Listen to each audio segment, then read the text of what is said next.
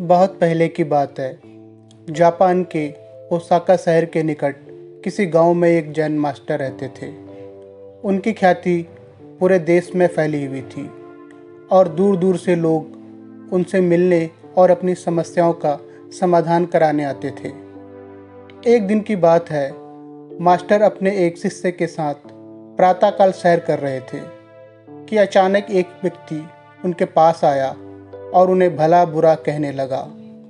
उसने पहले मास्टर के लिए बहुत से अपशब्द कहे, पर बावजूद इसके मास्टर मुस्कुराते हुए चलते रहे।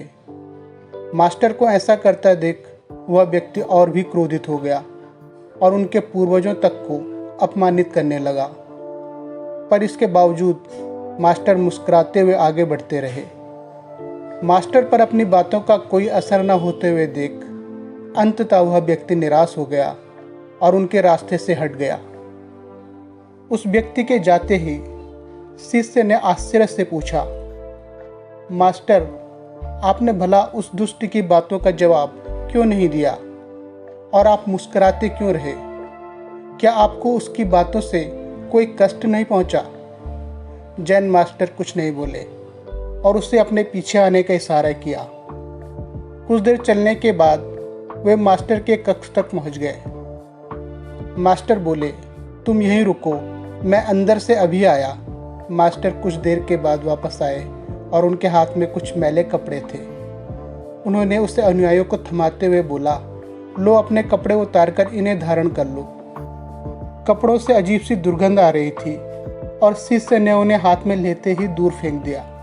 मास्टर बोले, क्या हुआ?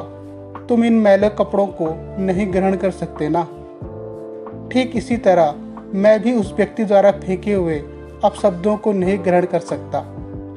इतना याद रखो कि यदि तुम किसी के बिना मतलब भला बुरा कहने पर स्वयं भी क्रोधित हो जाते हो, तो इसका अर्थ है कि तुम अपने साफ सुथरे वस्त्रों की जगह उसके फेंके फटे पुराने मैले कपड़ों को धारण कर रहे हो।